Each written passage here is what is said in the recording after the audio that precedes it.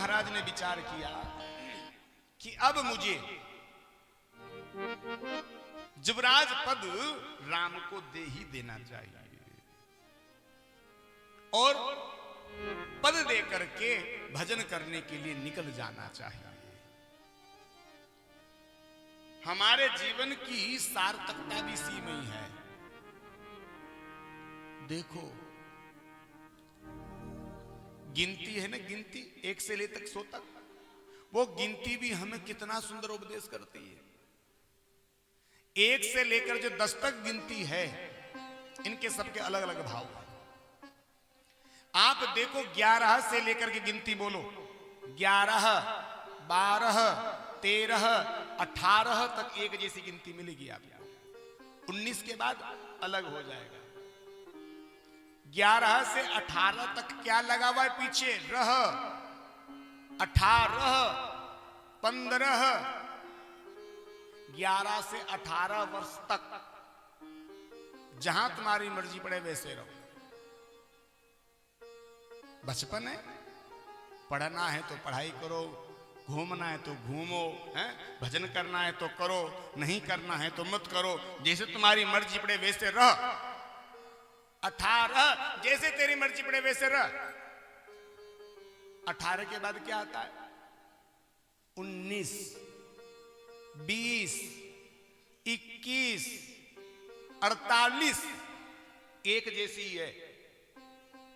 19 से लेकर के 48 तक बोल लो, एक जैसी मिलेगी। सबके पीछे इस लगा हुआ है, लगाए ना इस। यहां 19 से लेकर के 48 तक की गिनती हमें ये उपदेश कर रही है, बोले भैया गृहस्थ में भी रहो, लेकिन गृहस्थ में रहने के साथ साथ भगवान का भजन भी करते रहो। अब जिम्मेदारी है, गृहस्थ का पालन तो करो, लेकिन इस जिम्मेदारी के साथ साथ तुम भगवान का भजन भी करो। 48 तक हमारी सारी जिम्मेदारियां हैं। शादी करनी होती है, विवाह करना होता है, बच्चे बच्ची हो जाते हैं, फिर उनकी भी शादी विवाह करनी होती है। ये सब जिम्मेदारी कहां तक है? 48। 48 के बाद अगली गिनती कौन सी आती है? हमें नहीं आता इसलिए पूछ रहे हैं। क्या आती है आगे? 49। क्या लगा है पीछे? आस। आस छोड़ दे परिवार से। हमने पहले भी कहा था, बहू लताड़े उससे पहले अपने बोरी बुस्तरा बांध लो। बहू जली जली रोटी देना चालू करे, समझ लो छोड़ो घर द्वार, चलो हरिद्वार, उसी में ही फायदा है। 2 वर्ष मिले हमें परिवार से आस हटाने के लिए। 49, 50 भैया 2 वर्ष हैं, इसमें इस घर परिवार से आस छोड़ दो।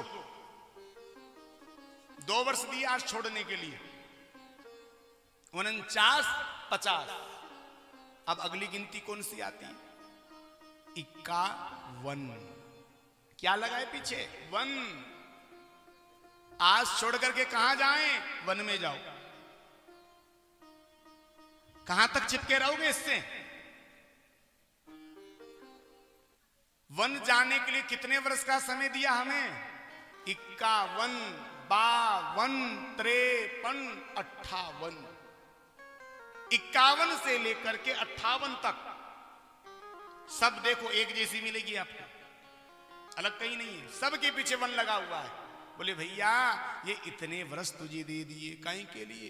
आज छोड़ दी, अब वन चलो, चिपके मत रहो। 58 के बाद अगली गिनती कौन सी आती है? 59। 60 का मतलब होता है मूर्ख। बोले भैया इन 58 तक जो तुम्हें समय मिला वन जाने का, तुम अब भी वन नहीं गए, फिर मूर्खों में तुम्हारी गिनती हो जाएगी। बोले बताओ, अभी तक भी यहीं चिपका पड़ा है, फिर अब तुम्हारी मूर्खों में गिनती हो जाएगी। 59, 60, 61। कहां तक है 60? 68। 68 तक लगा हुआ। फिर दिए तुम्हें इतने सारे वर्ष दिए जीवन के, अभी भी समय है, अभी भी समझ जाओ, मूर्ख मत बनो, छोड़ो घर द्वार। लेकिन फिर भी हम नहीं छोड़ते महाराज, फिर भी वहीं चिपके रहते हैं। बहू खूब खरी खोटी सुनाती है, बेटा खरी खोटी सुनाता है, अरे यहां तक तो कभी कभी नाती पोते भी नहीं छोड़ते, वो भी सुना देते हैं, हमने देखा।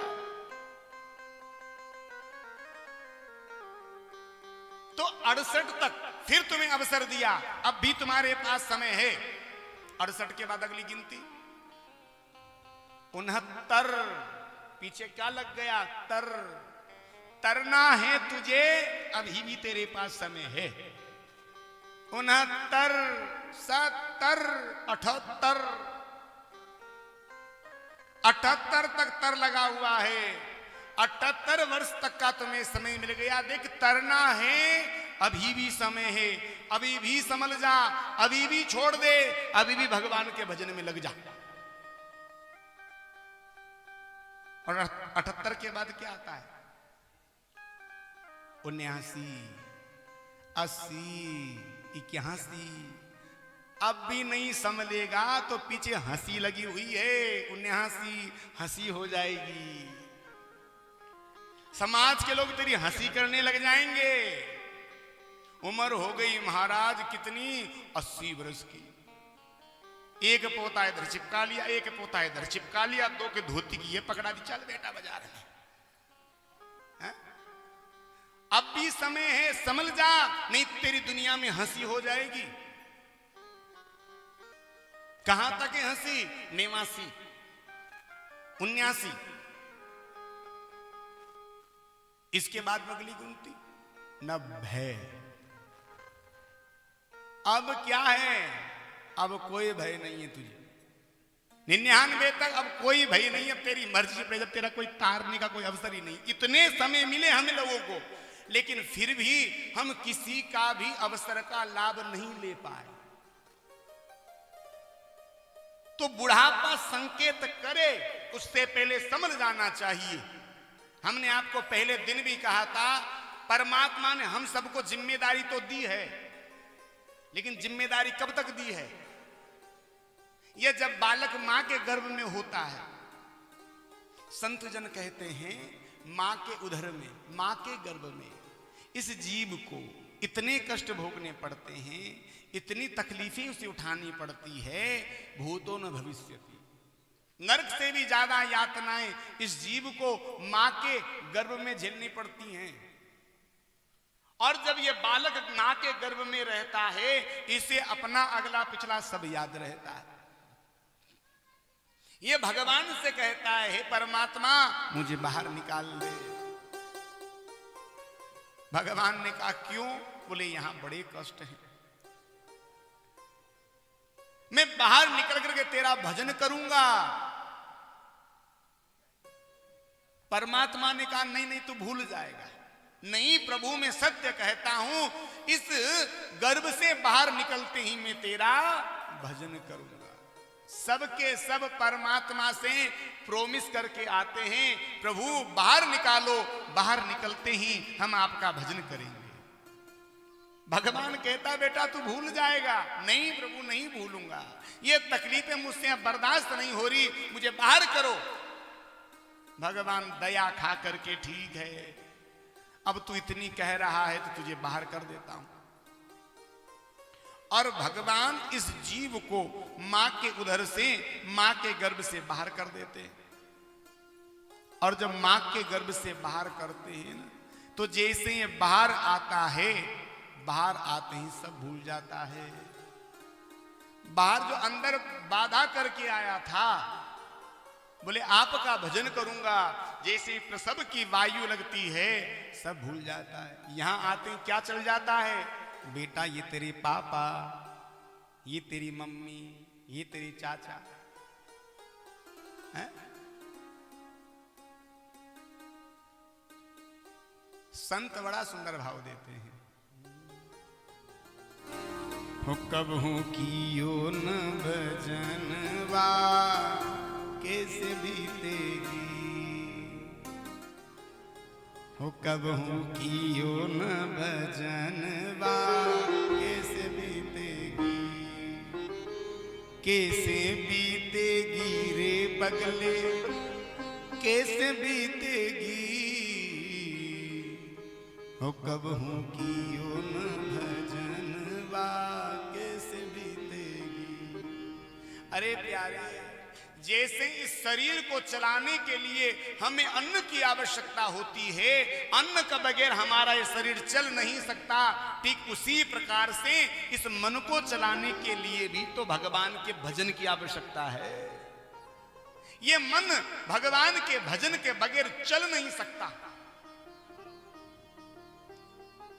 उस वादे को आप करके आए थे, ये वादा कब निभाओगे? क्या जीवन भर बेटा बहू नाती पोता घर गृहस्थी परिवार दुनिया संसार नातेदार रिश्तेदार परिवार सभी नहीं मुलझे पड़े रहोगे? अब लोग कहते हैं अरे महाराज अभी तो जवान है, अभी तो बचपना है, अभी तो ब्याह हुआ है, अभी कहीं का भजन करना। ये भजन करना तो पूजा पाठ करना कथा सुनना यात्रा करना ये तो बूढ़े लोगों का काम है। बूढ़े लोग कथा सुनते हैं, बूढ़े लोग यात्रा करते हैं। जब हम वृद्ध हो जाएंगे तब हम भी भगवान की कथा सुनेंगे, ऐसा ही कहते हैं। पर बुढ़ापे में महाराज भगवान का भजन नहीं होता, इस बात को तुम ध्यान रखना। पता है कैसे नहीं होता भगवान का भजन बुढ़ापे में? देखो इस बात को तो आप जानते हैं कि जब बुढ़ापा आता है तो दांत टूट जाते हैं, मुंह से दांत टूट जाते हैं। जब तुम्हारे मुंह से दांत टूट जाएंगे तुम कहना तो चाहोगे राम और मुंह से निकलेगा आम। भजन कैसे करोगे? जब हम वृद्ध हो जाते हैं, बूढ़े हो जाते हैं और बीमार यदि हो जाएं, कोई पूछे भैया तबीयत कैसी है, ठीक है? क्या कहते हैं? अरे भाई एक बीमारी हो तो बताएं, 10 लगी हुई। अरे बुढ़ापे में खांसते खांसते फुर्सत नहीं मिलेगी, भजन करोगे कैसे भगवान का? भजन करना है तो बचपन में ही करो मेरे प्यारे। आप बचपन से भगवान के भजन का प्रयास करोगे ना भाई, तब अंत में जाकर के आपके मुंह से राम जी का नाम कहीं निकल सकता है। गारंटी नहीं है। जितना ज्यादा भगवान के भजन का प्रयास करोगे हो सकता है तुम्हारे नाम से निकल जाए तुम्हारे मुंह से। क्योंकि जिसका प्रयास हम करते हैं, जिसका सुमिरन करते हैं, जिसका स्मरण करते हैं, हमारे मुंह पर वही सबसे ज्यादा रहता है। एक मारवाड़ी सेठ था। अब मारवाड़ी सेठ का समय आया, अंतिम समय आ गया। और आप जानते हैं मरने से पहले आवाज बंद हो जाती है। किसी का 2 मिनट पहले बोल बंद हो जाता है, किसी का आधे घंटे पहले बोल बंद हो जाता है। अब सेठ जी का भी बोल बंद हो गया। अब सेठ जी के मुंह से तो आवाज निकले नहीं, बस ऐसे ही ऐसे करे, ऐसे ऐसे करे। बेटा वगैरह सोचे पता नहीं क्या बात है। अच्छा छोटे वाले को बुलवाएं, छोटा वाला आ गया। फिर भी सेठ जी को नहीं समझ में आया, यही करे। अच्छा बड़े वाले के लिए पूछ रहे हो, बड़े वाले को बुलाएं, बड़ा वाला बुला लिया। अच्छा छोटी वाली बेटी के लिए पूछ रहे होंगे, छोटी वाली को बुलवा लिया। सब पूरा परिवार आ गया, लेकिन सेठ जी तो बंद हो ही नहीं, बस ऐसे ही ऐसे करे। बेटों ने सोचा हो सकता है इन्होंने जवानी में बहुत धन कमाया, सेठ नाम पड़े, तो वो धनवन का पता बताना चाहते होंगे शायद, और बता नहीं पा रहे। बेटों ने बड़े से बड़े वैद्य को बुलाया और वैद्य जी से कहा, वैद्य जी जितना कहोगे उतना धन देंगे, बस 5 मिनट के लिए हमारे पिताजी को तुम बुलवा दो, बस एक बार बोल जाए। वैद्य जी ने कहा, बोले एक बार तो बुलवा सकते हैं, बोले बस एक बार बुलवा दो, फिर आगे नहीं हमें मतलब। वैद्य जी ने महाराज कोई जड़ी निकाली, अरे वो पीसने का पत्थर सा होता है उनके पास, उसमें पीसा, पुड़िया बनाई और सेठ जी को चटा। सेठ जी बोलने लगे, सेठ जी के मुंह में जैसे ही आवाज आई, सेठ जी ने सबसे पहला शब्द कहा, अरे तुम सारे के सारे यही मर रहे हो, दुकान पे कौन बैठा है? लो, और कहते ही सेठ जी लुढ़क गए। तो जिसका स्मरण तुम करोगे, सेठ जी ने पूरे जीवन केवल दुकान ही दुकान देखी, दुकान ही दुकान भजी। अब दुकान तुम पूरे जीवन भज रहे थे तो राम जी का नाम तुम्हारे मुंह से थोड़ी निकलेगा। इसलिए प्यारे, जितना ज्यादा हो सके ना परमात्मा के नाम में अपना मन लगा करके रखो। बुढ़ापा हमें संकेत दे, उससे पहले हमें समझ जाना चाहिए कि बुढ़ापा हमें कुछ संकेत दे रहा है। और दशरथ जी समझ गए। दशरथ जी महाराज ने विचार कर लिया कि अब मुझे राम को युवराज पद दे ही देना चाहिए, और मुझे युवराज पद दे करके भगवान के भजन के लिए जंगल निकल जाना चाहिए। और यही आशा लेकर के दशरथ जी महाराज कहां गए? अपने गुरुदेव के पास। गुरुदेव को जाकर के प्रणाम किया। दशरथ जी ने गुरुदेव से कहा,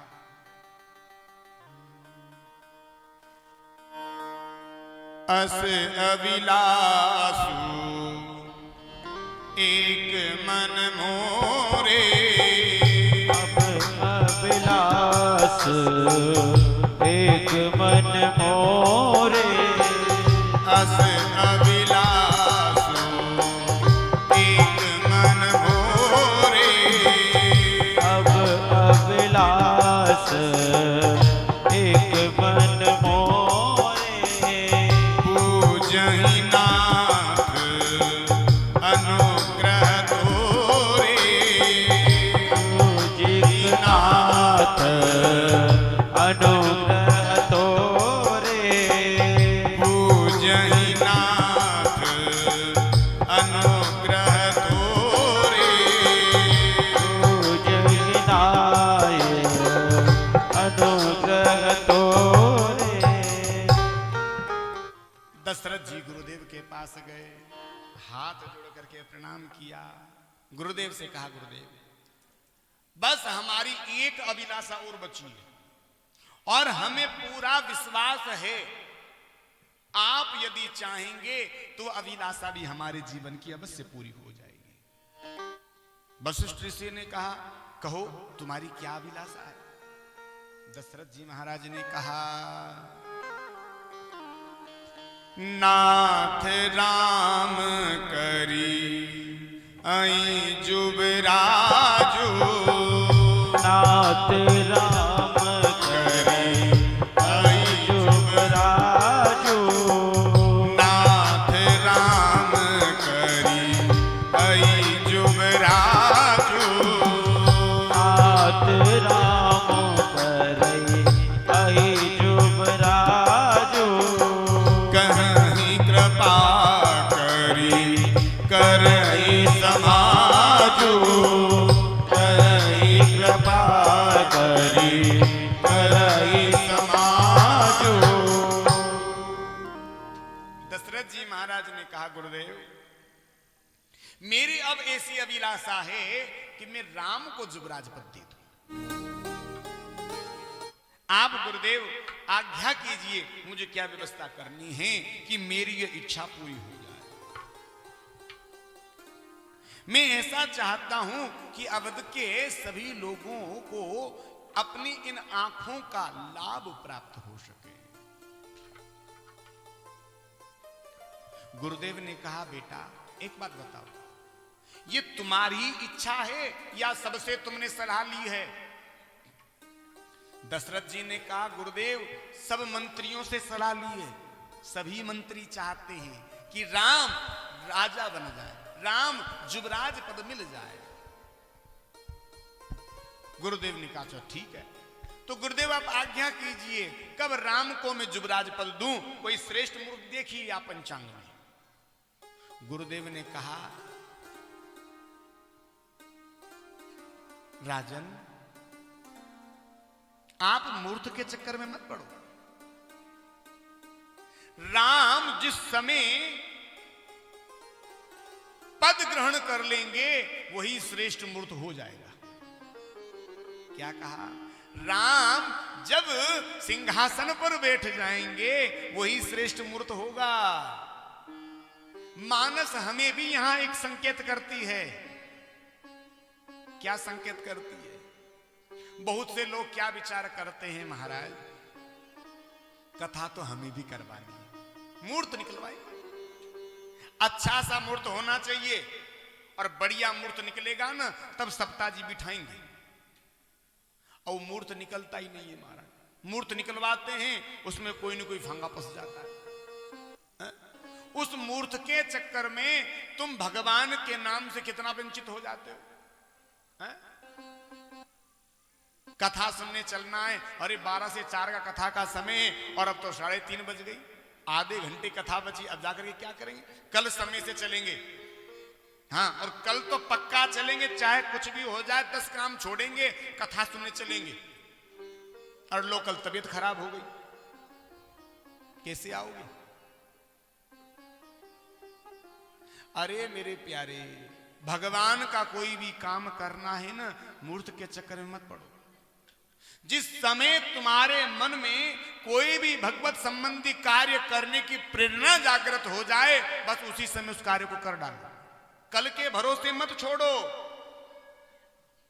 तुम सोचो कल होगा तो कथा सुनने चलेंगे, इस बात की क्या गारंटी मेरे प्यारे कि कल का दिन तुम देख पाओगे कि नहीं देख पाओगे? हम तो कहेंगे खूब 1000 वर्ष जियो, लेकिन क्या कोई इस बात की गारंटी दे सकता है कि कल का दिन हम देख पाएंगे? आज ऐसे समझें कि हम 1 बजे कथा सुना रहे हैं, 2 बजे तक हम आपको कथा सुना पाएंगे कि नहीं सुना पाएंगे? क्या कोई छाती पर हाथ रख करके गारंटी दे सकता है? तो क्यों मूर्त के चक्कर में पड़ना है? हम ये भी नहीं कहते कि आप मूर्त मत निकलवाओ, नहीं, ठीक है, मूर्त होना चाहिए, कार्य समय पर होना चाहिए, श्रेष्ठ मूर्त में होना चाहिए, लेकिन किसी काम में आपके बाधा आ रही हो। हमारे एक यजमान मिले, हमें सत्य कहते हैं, आपको आश्चर्य होगा इस बात को सुनकर के, और शायद कहीं वो भी बेटे सुन रहे होंगे इसके माध्यम से, तो उन्हें भी आश्चर्य होगा। 43-44 साल से उनकी कथा पेंडिंग चल रही है। कितने साल से? 43-44 साल, और अभी भी नहीं करवा पा रहे। तो ऐसे मूर्त के चक्कर में मत पड़ो, हमारा कहने का मतलब यह है। अच्छा एक बात बताओ भाई, तुम्हें भगवान की पूजा करवानी हो तो तुम बड़े मूर्त के चक्कर में पड़ते हो, बहुत सारी बातें को चक्कर में पड़ते हो। जरा पड़ोसी को तुम्हें गाली देने के लिए जाना हो तब कौन से पंडित जी के पास मूर्त निकलवाने जाते हो? किसी की यदि तुम्हें निंदा चुगली करनी हो तब कौन सा पंचांग खोल करके मूर्त देखते हो? देखते हो क्या? और यदि तुमने श्रेष्ठ समय के लिए तुम रुक गए तो तुम उससे लड़ ही नहीं पाओगे, तुम झगड़ा कर ही नहीं पाओगे। जब मूर्त आएगा तब तो तुम्हारा क्रोध ही शांत हो जाएगा। अच्छे काम के लिए मूर्त के चक्कर में पड़ेंगे, किसी से लड़ाई झगड़ा करना हो, बुरा कहना हो, तब मूर्त के चक्कर में नहीं पड़ेंगे। हमारा तब तो लैस ने कह कैसे दिया, इसकी इतनी हिम्मत।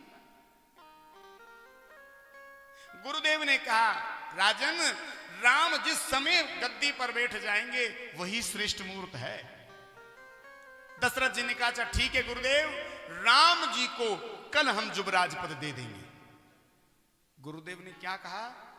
जब बैठ जाएंगे वही श्रेष्ठ मूर्त है। और राजा ने बात कल के ऊपर टाल दी, और तुम सब परिचित हैं कल कैसा टला, जो कितना आगे कल चला गया।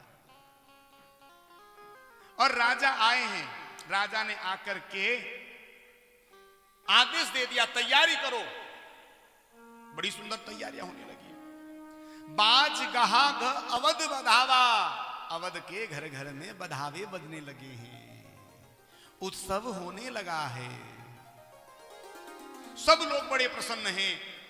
इधर जैसे ही उत्सव होने लगा, वशिष्ठ ऋषि ने कहा, अरे सुनो, यहां आओ।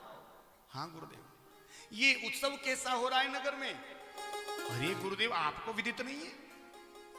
नहीं तो महाराज ने आज घोषणा करी है कि कल राम को युवराज पद देने वाले हैं। गुरुदेव ने कहा अभी दिया तो नहीं है ना? बोले नहीं। तो फिर जब दिया ही नहीं तो पहले से क्यों बाजे बजाना चालू कर दिया तुमने? संकेत यहां पर यह है, जब तक कार्य पूर्ण नहीं हो जाए तब तक खुशी नहीं मनाना चाहिए। जब तक उत्सव पूरा हो नहीं जाए तब तक ढोल नहीं बजाना चाहिए। और जिन्हें पता नहीं चलना चाहिए था उन्हें पता चल गया। किन्हें पता नहीं चलना चाहिए था? देवताओं को, उन्हें पता चल गया जी। देवताओं ने कहा ये उत्सव कैसा हो रहा है यहां पर? बोले कल महाराज दशरथ राम को युवराज पद देने जा रहे। देवताओं ने सोचा राम यदि युवराज बन गए तो हमारे दुखों का क्या होगा? हम तो दुखी रह जाएंगे। ऐसा कोई उपाय करें जिससे राम जी को राज्य न मिल करके वनवास मिल जाए। किसको बुलाया? मां शारदा को बुलाया। शारदा से कहा शारदे आप हमारी सहायक बन जाओ। क्या? बोले आप ऐसी किसी की मति फेरो, ऐसी किसी की बुद्धि पलटो कि उसे आप माध्यम बना करके राम को राजपद न दिलवा करके वनवास दिलवा दो। मां शारदा ने कहा अरे देवताओं, ऊंच निवास नीच कर धूती, ऊंच निवास नीच कर धूती, ऊंच निवास नीच कर धूती, ऊंच निवास नीच कर धूती, देख न सकई पराई विभूति, देख न सके पराई विभूति, देख न सकई पराई विभूति, देख न सके पराई विभूति। ये थोड़ी जो माताएं इस तरफ बैठी हैं सब 25-25 ग्राम आगे किसके जाओ, आगे किसको, आगे वाली।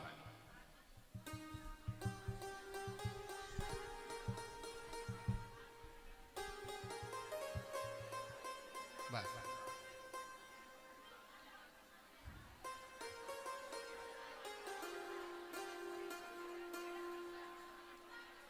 सब्जी मत बेचो,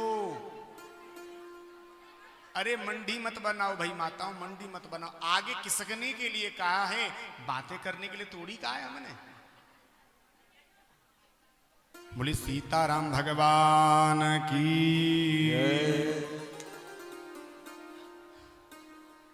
आज शारदा ने कहा अरे देवताओं, ऊंच निवास नीच करतूती, अरे आप देवता होकर के आप ये क्या सोचते हो? मुझे तुम्हारी दीनता पर तरस आता है। आप किसी का भला देख ही नहीं सकते।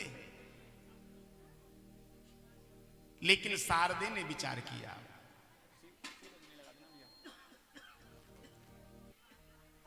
मां सरस्वती ने विचार किया कि मेरे राम को वनवास तो जाना ही है, मेरे राम को वन जाना ही है, तो मैं क्यों विघ्न पैदा करूं, मैं क्यों नहीं उनकी सहायक बन जाऊं।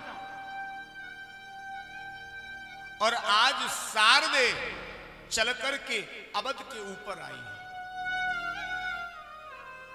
विचार कर रही है कि किसके ऊपर अपना प्रभाव डालूं। कोई एक पात्र ऐसा मिल जाए, और आज वह पात्र शारदा को मिल गया। कौन है पात्र? बाबा जी बताते हैं, नाम मंथरा मंदमती, चेरई के कई के अजस पिटारी ताहि करी गई गिरा मति फेरी।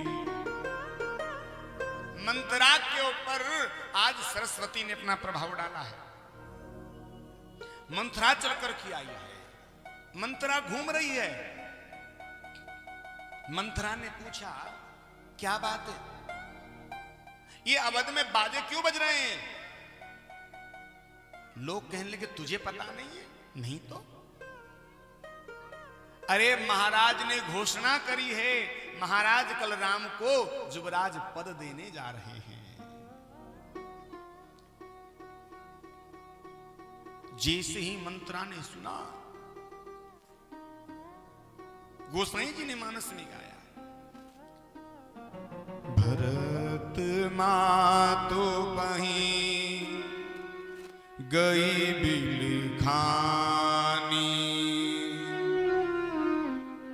भरत मात पही गई बिल खानी, का अनमनी हसी कह रानी। मंत्रा ने जैसे ही सुना, सीधी चल करके आज विलखती हुई, अनमनी सी हुई, रोती हुई केकई के पास पहुंच गई जी।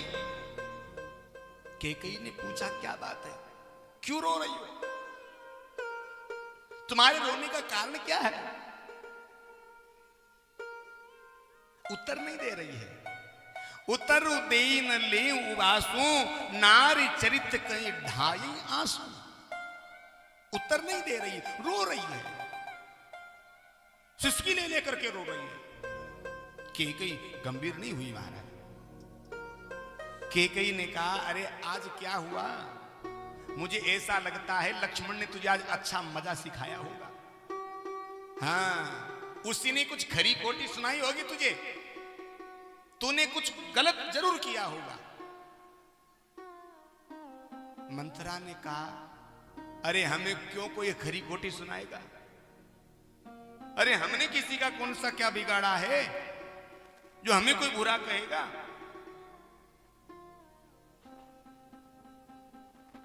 लेकिन महाराज अब जाकर के केकई थोड़ी गंभीर हुई। केकई ने कहा मंत्रे मेरा राम तो कुशल है ना, अरे लखन शत्रुघ्न भरत तो ठीक है ना, महाराज दशरथ तो कुशल है ना।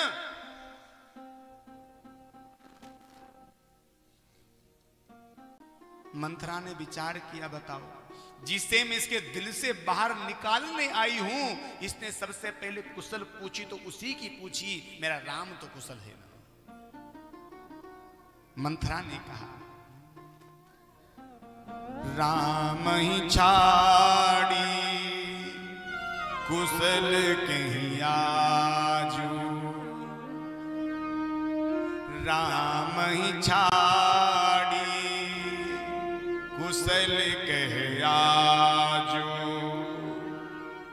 जी ही जने सो दे जुबराजू। अरे रानी, आज इस पूरे के पूरे अवध में राम को छोड़ करके और किसकी अधिक कुशलता हो सकती है? केकई ने कहा क्या हुआ? मंत्रा ने कहा केकई महाराज ने राम को जुबराज पद देने की घोषणा करी है। मानसकार यहां ये कहते हैं जैसे केकई अम्बा ने सुना कि मेरे पुत्र राम को जुबराज पद देने की घोषणा महाराज दशरथ ने की है, केकई ने बहुत दान दिया है। केकई ने कहा री मंत्रे ये तो खुशी की बात है, इसमें तू रोती क्यों है?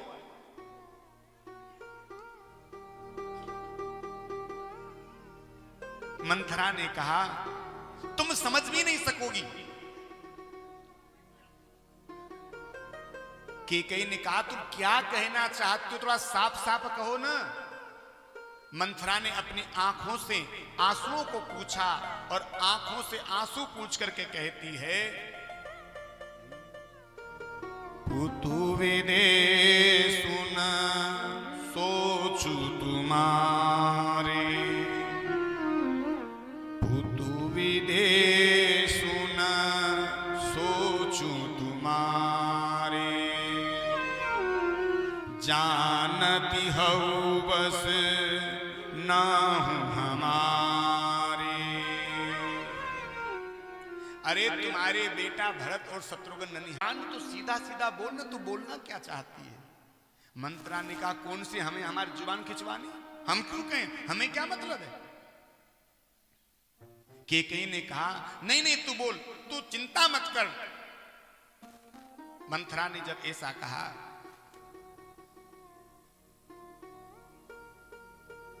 मंत्रा कहती, देख मुझे क्या मतलब है, मैं तो विधि से बस एक ही प्रार्थना करती हूं कि तू खुश रहे। मानसकार कहते हैं,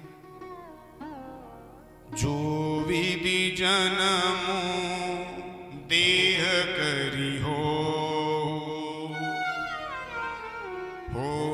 राम सिय पूत दुतो। केकई ने कहा, अरे मैं तो भगवान से बस यही कहती हूं, राम सदैव कुशल रहे, प्रसन्न रहे। राम से अधिक प्रसन्नता मुझे किसी और की प्रिय नहीं है। और मंत्रा, राम को यदि युवराज पद महाराज दे रहे हैं तो इसमें दुख की क्या बात है? तुम रो क्यों रही हो? तुम्हारे रोने का कारण तो बताओ।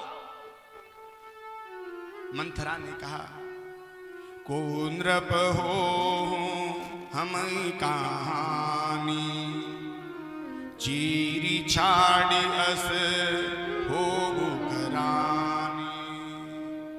मंत्रा ने कहा, अरे कोई भी राजा बने, कोई भी दास बने, हमें क्या, हम तो दासी की दासी रहने वाली है ना, हम कौन सा महारानी बनने वाली है? पर क्या करूं, जा रे जो स्वभाव हमारे, अनबल देख न जाए तुम्हारे। मेरा स्वभाव ऐसा है कि मुझसे तेरा बुरा देखा नहीं जाता, क्या करूं? केकई ने कहा, मेरा बुरा? अरे भला मेरा बुरा कौन चाहेगा? अरे केकई, तू बड़ी भोली है, इन अवध वासियों की चतुराई को तू नहीं जानती।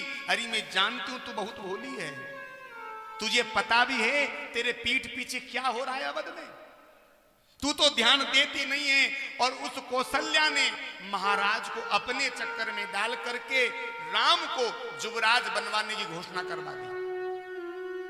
और देख के कई, जब राम कल युवराज बन जाएंगे और कौशल्या के हाथ में ये राज तत्व आ जाएगा, राम जब राजा बन जाएगा ना, तो कौशल्या तुझसे सोत का बेर निकालेगी। आज दिन तक किसी भी सोत ने किसी सोत का अच्छा नहीं किया। और जैसे राज तत्व कौशल्या के हाथ में आ जाएगा, कौशल्या तुझे सबसे पहले अपनी दासी बनाएगी और भरत को बनाएगी सेवक।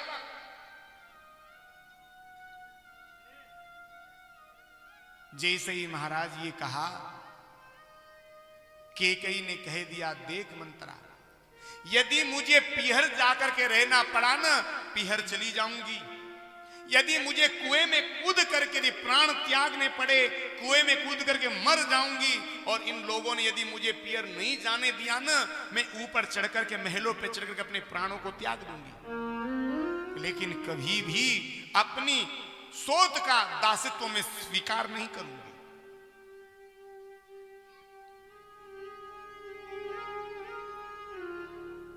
आज जो केकई राम से अधिक इतना स्नेह करती थी, राम से जितना प्रेम करती थी, आज वह भी मंत्रा की बातों में आ ही गई।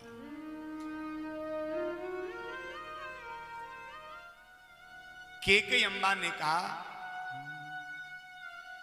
सुनु मंत्रा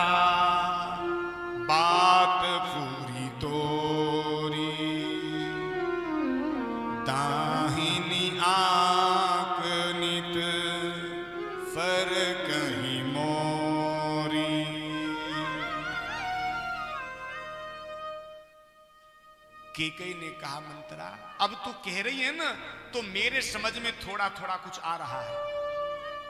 कई दिनों से मेरी दाहिनी आंख फड़क रही है और रात में जब मैं सोती हूं ना कई प्रकार के मुझे बुरे बुरे स्वप्न भी आते हैं। पर मैंने ये सोचा अरे मैं तो कभी किसी का बुरा चाहती नहीं हूं, मेरा बुरा भला कौन चाहेगा। मैं तो मंत्रा तेरे से इस बात को कह नहीं सह पाई। लेकिन देख मंत्रा मैं किसी की दासित्व स्वीकार नहीं करूंगी। अरे भले मैं कुएं में कूद करके अपने प्राण त्याग दूंगी लेकिन कभी मैं अपनी सोच का दासित्व स्वीकार नहीं करूंगी। मंत्रा कहने लगी अरे महारानी मरे तुम्हारे दुश्मन, कुएं में कूदे तुम्हारे दुश्मन, तुम्हें कौन कहता है कुएं में कूदने के लिए? कौन तुम्हें पीहर में जाने के लिए कह रहा है?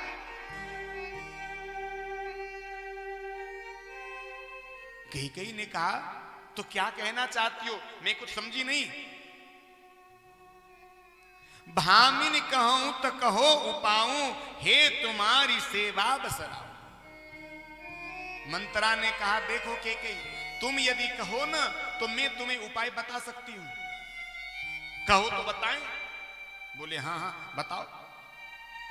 बोले देखो तुम कहो तो मैं तुम्हारे लिए कुएं में कूद जाऊं, तुम कहो तो महलों पे चढ़ करके मैं प्राण त्याग दूं, तुम कहोगी जो मैं तुम्हारे लिए करूंगी, बस तुम उपाय बताओ। मंत्रा ने कहा न तो कुएं में कूदना है नहीं महलों से कूदना है, तो क्या करना है? उपाय मैं बता रही हूं। दुई वरदान भूप सन छाती, मांगूं आज जुड़ावं छाती। केकई तेरे दो वरदान दशरथ जी के पास अमानत के तौर पर रखे हुए। तूने देवासुर संग्राम में दशरथ जी के प्राणों को बचाया था और दशरथ जी महाराज ने तुझसे कहा था कि तू दो वरदान मांग ले। तूने कहा था महाराज समय आने पर मांग लूंगी और आज वो समय आ गया। वो वरदान तू आज मांग ले। केकई ने कहा मंत्रा मुझे तो मांगना भी नहीं आता। मंत्रा ने कहा अच्छा मांगना भी नहीं बताऊं? मंत्रा ने कहा देख पहले वरदान में तू भरत का राज्याभिषेक मांग लेना। पहला वरदान भरत को राजगद्दी और दूसरा वरदान राम को 14 वर्ष का वनवास। पर देवी सुन, ये वरदान जब तक दशरथ जी राम की सौगंध खाकर के नहीं कह दें तब तक मांगना मत। भूपति राम शपथ जब करही, जब तक राजा राम जी की सौगंध खाकर के नहीं कहे ना तब तक मत मांगना। नहीं तो जैसे विश्वामित्र जी से हां करके मुकर गए थे ना वैसे ही मुकर जाएंगे। केकई ने कहा तो कौन सा मेरे से आकर के वो पूछेंगे? मुझसे थोड़ी ना पूछने आएंगे यहां पर। मंत्रा ने कहा तो चिंता मत कर, उपाय में बता दूंगी सब क्या करना है। बोले ये सुंदर वस्त्र त्याग दे और मलिन वस्त्र पहन करके को भवन में बैठ जा। दशरथ जी आएंगे मैं उन्हें तेरे पास भेज दूंगी। अब तेरे पास ज्यादा समय नहीं है, एक रात का समय तेरे पास बचा हुआ है। इस एक रात में तुझे सब कुछ करना है।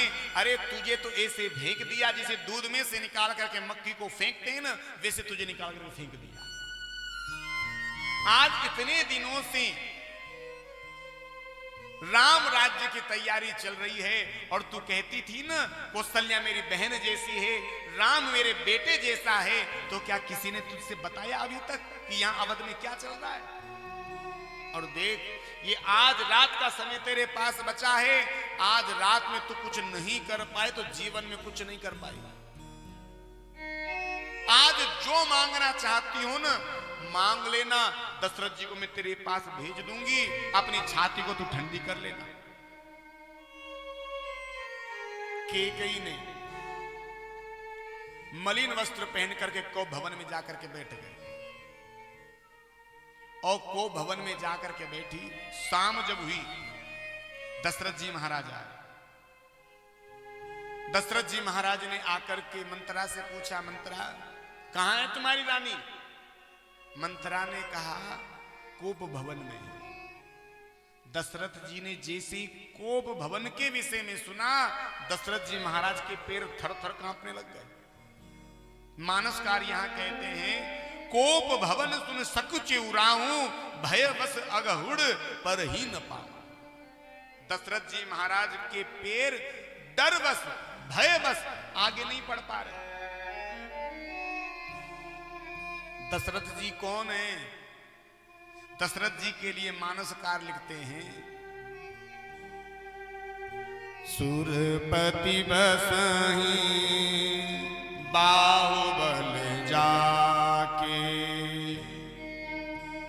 नरपति सकल रहे सुखता के, सो सुन लिए रिस गयहूं सुखाई, देखहूं राम प्रताप बढ़ाई, देखहूं काम प्रताप बढ़ाई। दशरथ जी कौन है? दशरथ जी वो हैं जिनके भुजाओं के बल के ऊपर इंद्र राज्य करता है। संसार के जितने भी राजा हैं, ये सारे के सारे राजा दशरथ जी के रुख को देख करके राज्य करते हैं। वो है महाराज दशरथ। दशरथ जी डरवश आज कैकेयी के पास नहीं पहुंच पा रहे। दशरथ जी ने हिम्मत बांधी, हिम्मत बांध करके आज दशरथ जी कैकेयी के पास पहुंचे। कैकेयी से कहा, कैकेयी अरे आज इतने खुशी का दिन है, इतनी खुशी का समय है, और तू ऐसे पड़ी है मलिन वस्त्र पहन करके। अरे चलो उठो, श्रृंगार करो। देवी किसने तेरा अहित किया? किसने तेरा बुरा किया? बता। यदि किसी ने तेरा बुरा किया हो, तू कहे तो मैं राजा से उसे भिखारी बना दूं, तू कहे तो भिखारी को मैं राजा बना दूं। यदि किसी ऐसे व्यक्ति ने भी तेरा बुरा किया है जो अमर है, तो मुझसे एक बार कह दे, मैं उसे भी समाप्त कर दूंगा।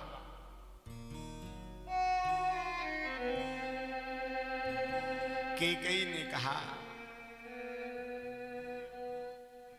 बोले हमेशा आप ऐसे कहते हो। अरे देवी देख, तो हमेशा कहती नहीं थी मुझसे कि राम को युवराज कब बनाओगे, राम को युवराज कब बनाओगे? आज तेरे कहने से मैंने राम को युवराज पद दे दिया है, और तू ऐसे बैठी है। मांग तेरे सीने में क्या है? जो तू मांगना चाहे मांग ले, मैं तुझे आज सहर्ष दे दूंगा। कैकेयी ने कहा, मांगू मांगू या कहे पिया, कबहू न देहू न लेऊ। अरे केवल मांग मांग करते हो, कभी देना लेना भी सीखे हो? देन कहूं वरदान दुई, तेऊ पावत संदेह। अभी तो आपने वो 2 वरदान देने के लिए कहा था, मुझे तो उनमें संदेह लगता है कि वरदान भी आप मुझे दे पाओगे कि नहीं दे पाओगे। उन्हीं में संदेह। हमेशा केवल मांग मांग करते हो, कभी देना लेना भी सीखे बाप। दशरथ जी ने कहा, देवी कैसी बात करती हो? झूठों हम ही दोष जनी देऊं, दुई के 4 मांग सकती हूं। अरे तू तो 2 वरदान की बात करती है, मैं तुझसे कह रहा हूं तो 2 की जगह 4 मांग ले, और हमें झूठा दोष दे रही। तूने कब मांगे और कब हमने तुम्हें देने से मना किया? कैकेयी ने कहा, तो महाराज मांग लूं? बोले हाँ, और तुम निसंकोच होकर के मांगो। हम तुमसे कहते हैं, जो तुम कहोगी वो हम देंगे। रघुकुल रीत सदा चली आई, प्राण जाए पर वचन न जाए। हम ऐसे रघुकुल में जन्म लेकर के आए हैं, हम अपने प्राणों की भले परवाह नहीं करते, लेकिन अपने वचनों की पथ जरूर रखते हैं।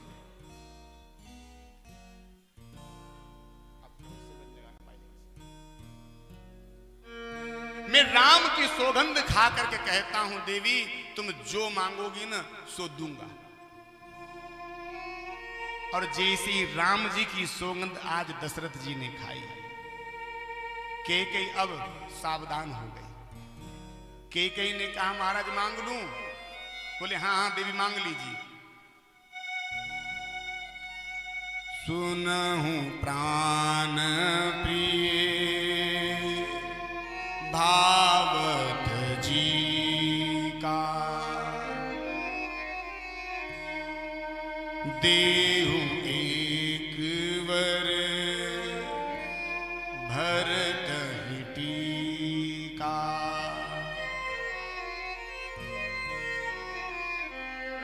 मांगहु दूसर वर कर देरी, पूर्वनाथ मनोरथ मोरी। तापस भेष विशेष उदासी, 14 वर्ष राम बनवासी।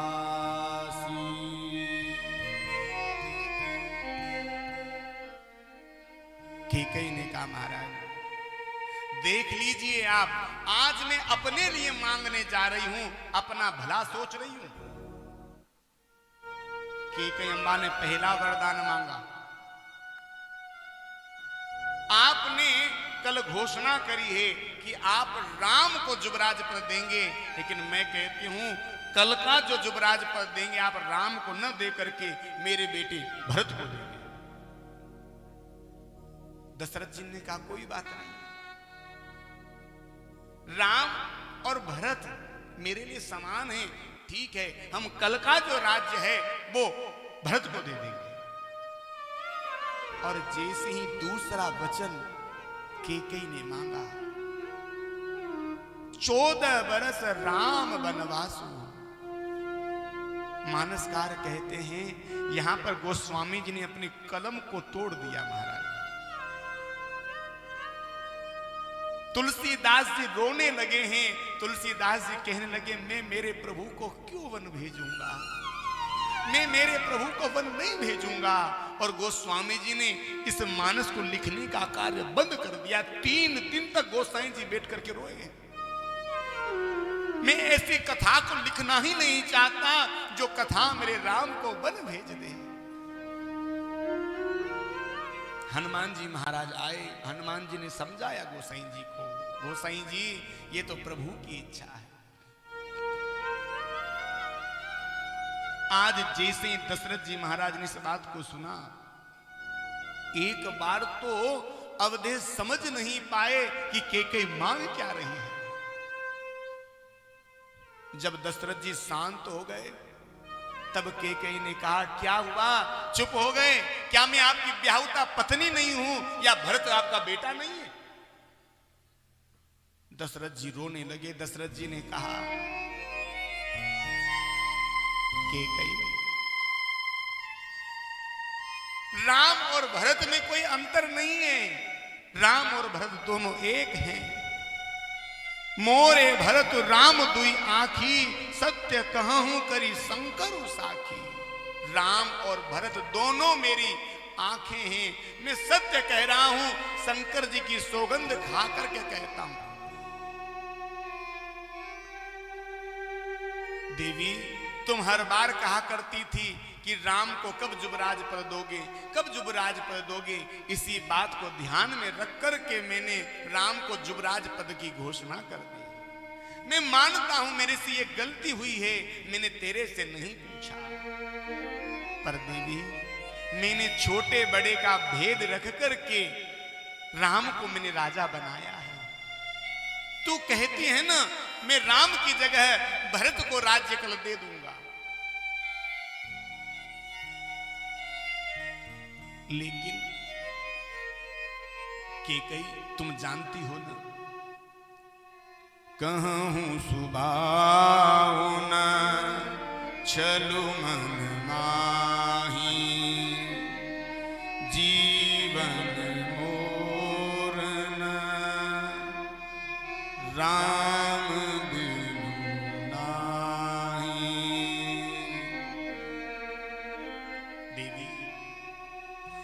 मेरे स्वभाव की कहता हूं, छल नहीं है मेरे मन में। मेरा जीवन राम के बगैर नहीं है। देवी, तुम मजाक तो नहीं कर रही हो ना? देवी, मैं तुमसे सत्य कह रहा हूं, राम कल वन चले जाएंगे और मैं जीवित नहीं रह पाऊंगा, मैं जीवित नहीं बचूंगा। कैकेयी ने कहा, राम के बन जाने से आप जीवित नहीं बचेंगे और राम यदि नहीं गए तो मैं जीवित नहीं बचूंगी। अब आपको निर्णय करना है, आप किसकी बात रखना चाहते हैं? कैकेयी ने कहा, होत प्रात मुनि भेष धरी, जो न राम बन जाए, मोर मरन रावुर अजस, नृप समुझैन मन मान। अरे आपकी अपकीर्ति होगी, मुझे तो कहीं जाना नहीं होता, पर आप तो बाहर जाते हैं। वचन व्यंग में आपको लोक निंदा सहनी पड़ेगी। अब मरना तो दोनों में से किसी एक का तय है। अब आप निर्णय कर लें, कौन मरेगा? दशरथ जी चल करके कैकेयी के पास गए। गही पद विनय कीन बैठारी, जन दिन कर कुल हो सुकुठारी, मांगू माथु अब ही दिउ तोहि, राम विरह जनी मारि मोहि।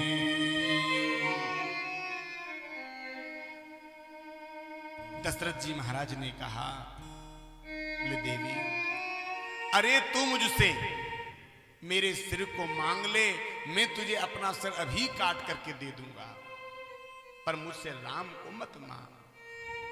अरे कैकेयी, मैं तेरे से कहता हूं, जीवन भर तेरी छाती सुलगेगी, तो अबला की तरह रोएगी। कैकेयी ने कहा, ये अबला की तरह तुम रो मत, देना है तो दीजिए, नहीं तो मना कर दीजिए। क्या इसीलिए कह रहे थे रघुकुल रीत सदा चली आई, रघुकुल रीत सदा चली आई? मैंने तो आपसे पहले ही कह दिया था, आप कहें तो मांगू, नहीं कहे तो नहीं मांगू। देना लेना जानते नहीं और दानी कहलाते हो। आज दशरथ जी ने कहा, कैकेयी, आज तू नहीं बोल रही है, मुझे ऐसा लग रहा है शायद मेरे मुंह ही आज तेरे मुंह से निकल करके मेरे पाप बोल रहे हो। देख देवी, मैं तुझसे एक बात कह देता हूं, शायद जीवन में मैं समर्थ हो पाऊं या न हो पाऊं, मैं दोबारा इस बात को तुझसे कह पाऊं या नहीं कह पाऊं। राम बन जाएंगे,